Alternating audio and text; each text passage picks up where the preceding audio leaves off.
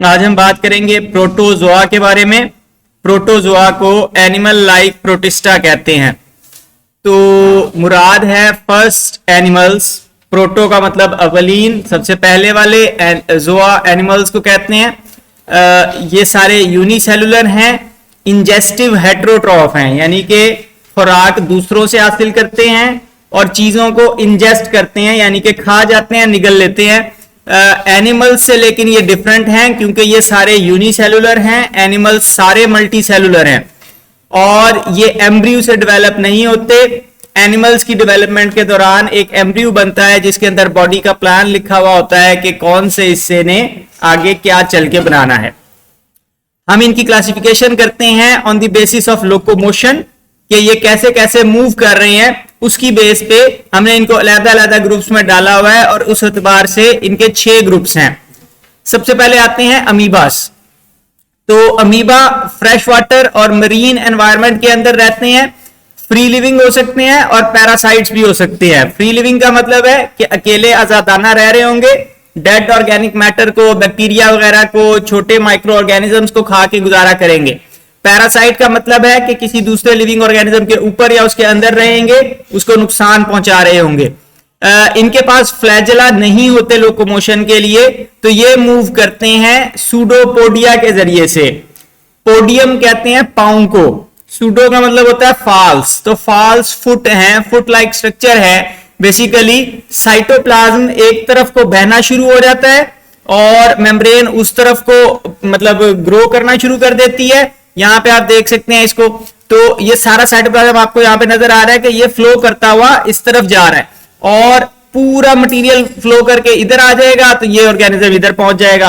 तो इस तरह से ये साइटोप्लाज्मिक प्रोजेक्शन यानी कि आगे की तरफ जो चीज बढ़ी हुई हो, तो साइटोप्लाज्मिक प्रोजेक्शंस के जरिए से, सूडोपोडिया के जरिए से मूव करते हैं। एग्जाम्पल हैं जायंट अमीबा और एंट अमीबा। तो एंट अमीबा हिस्टोलिटिका है, ये जनाब आपको अमीबिक डिसेंट्री काज करता है। अमीबिक डिसेंट्री कहते हैं खूनी पेचिश को, ठीक है, यानी कि फीसिस में खून आना शुरू हो जाए तो वो एंट अमीबा की अलामत होती है। इंटेस्टिनल पैरासाइट है ह्यूमंस का, इंसानों में इंटेस्टाइन में जख्म कर देता है और उसकी वजह से ब्लीडिंग होने लगती है। इसी तरह जायंट अमीबा है, तो ये इसका साइंटिफिक नेम पिलोमिक्सा पेलेस्ट्रिस है। कदीम किस्म के यूकैरियोटिक सेल जैसी जिंदगी गुजारता है। क्या कदीम है? कदीम ये है कि इसके पास न्यूक्लियस तो है लेकिन कोई दूसरे ऑर्गेनेली मसलन माइटोकॉन्ड्रिया मौजूद नहीं है, ठीक है, तो बिल्कुल ही सिंपल है। और मेम्ब्रेन बाउंड न्यूक्लियाई भी मल्टीपल हैं, छोटे छोटे से कई न्यूक्लियाई हो सकते हैं इसके अंदर।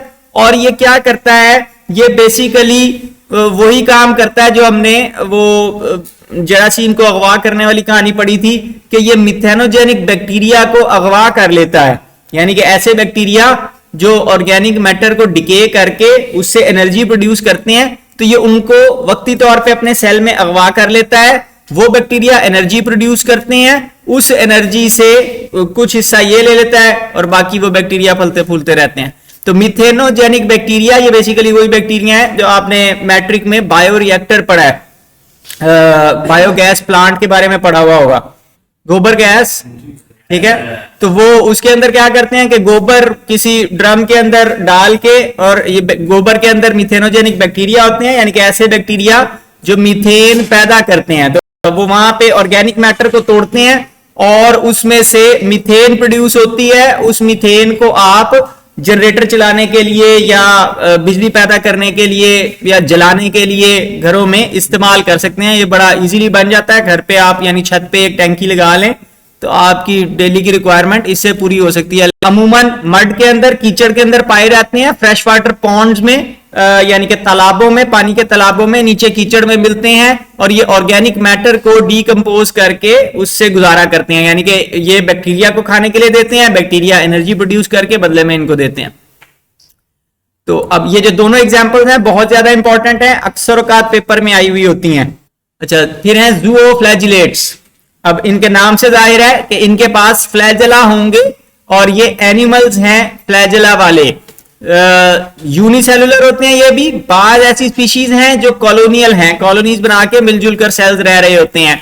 स्फेरिकल भी हो सकते हैं और इलोंगेटेड बॉडी भी हो सकती है, यानी गोल हो सकते हैं या पतली लंबी बॉडी होगी। सेंटर में न्यूक्लियस मौजूद होता है और एक या एक से ज्यादा फ्लैजेला हो सकते हैं मुख्तलिफ स्पीशीज में।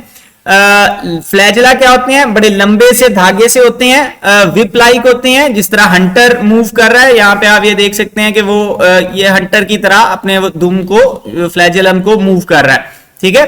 तो विप लाइक मूवमेंट होती है जिसकी वजह से ये पानी के अंदर स्विम कर सकते हैं बहुत तेजी के साथ, और फ्लैजेलम को किसी चीज में फंसा के खींच के आगे की तरफ भी जा सकते हैं।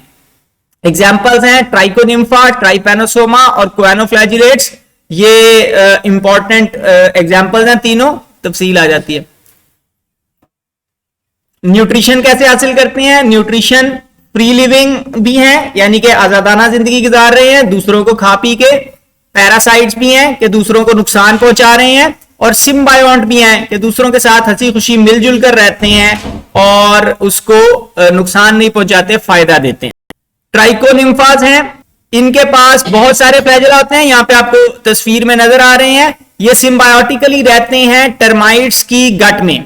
टर्माइट कहते हैं दीमक, तो ये बेसिकली टर्माइट के पेट में, उसकी आंत में रहते हैं और ये लकड़ी डाइजेस्ट करते हैं। दीमक बजाते खुद लकड़ी को डाइजेस्ट नहीं कर सकती, तो ये लकड़ी डाइजेस्ट करते हैं, कुछ खुद खाते हैं, कुछ दीमक को मिल जाती है, दोनों अच्छी खुशी जिंदगी गुजारते हैं।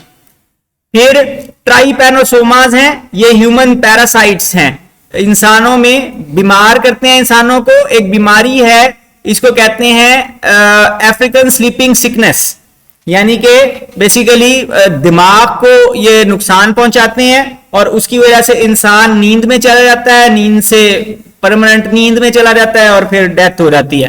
तो अफ्रीकन स्लीपिंग सिकनेस इसको कहते हैं। ये एक मक्खी से फैलती है जिसका नाम है सेटसी फ्लाई। पहला टी साइलेंट है, टी एस जहां पे आता है तो टी साइलेंट हो जाता है, तो सेटसी फ्लाई इसका नाम है और उसके काटने से फैलती है। यहां पे आपको खून के अंदर ट्राइपेनोसोमा, ये यहां पर आपको दिखाए हुए हैं। इसके पीछे ये दुम लंबी सी जो है, ये इसका फ्लैजेलम है, ये यहां पे दिखाया हुआ है, तो ये इसके जरिए से स्विम करते हैं। फिर क्वानोफ्लैजिलेट्स हैं, ये सेसाइल हैं, यानी कि मूवमेंट नहीं करते। मरीन भी हो सकते हैं और फ्रेश वाटर भी हो सकते हैं, यानी कि समंदर में पाए जाते हैं या साफ मीठे पानी में पाए जाते हैं, दरियाओं वगैरह में।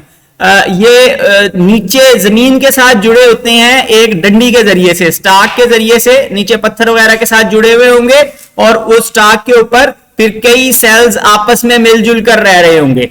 अब इनके पास भी फ्लैजेलम है, लेकिन फ्लैजेलम के जरिए से ये तैर नहीं सकते, कहीं जा नहीं सकते क्योंकि नीचे से जुड़े हुए हैं। तो फिर फ्लैजेलम का क्या काम है? ये फ्लैजेलम एक्चुअली पानी में लहरें क्रिएट करता है, जिसकी वजह से खुराक बहकर इनके पास आती है और वो फिर ये साइड पे एक कॉलर बना हुआ है, ठीक है। ये कॉलर सीलिया का बना हुआ है और इस सीलिया में मतलब ये जाली सी है जिसके अंदर कोई बैक्टीरिया या छोटा मोटा पैरामीशियम या कोई और इस तरह का ऑर्गेनिज्म फंस जाता है, फिर ये उसको निगल जाते हैं, ठीक है। तो ये वाले सेल्स एक्चुअली स्पंजिस से बहुत ज्यादा मिलते जुलते हैं। स्पंजिस के बारे में चैप्टर 10 में हम पढ़ेंगे, सबसे बेसिक एनिमल्स हैं, ठीक है। तो ये और सबसे बेसिक एनिमल आपस में मैच करते हैं, तो इससे हमें अंदाजा होता है कि यहां से आगे एनिमल वाला ग्रुप चला होगा, ठीक है जी। तो सिंगल फ्लैजेलम है, कॉलर ऑफ सीलिया है और उन सीलिया के जरिए से ये फूड को ट्रैप करते हैं, फ्लैजेलम के जरिए से पानी को मूव करते हैं।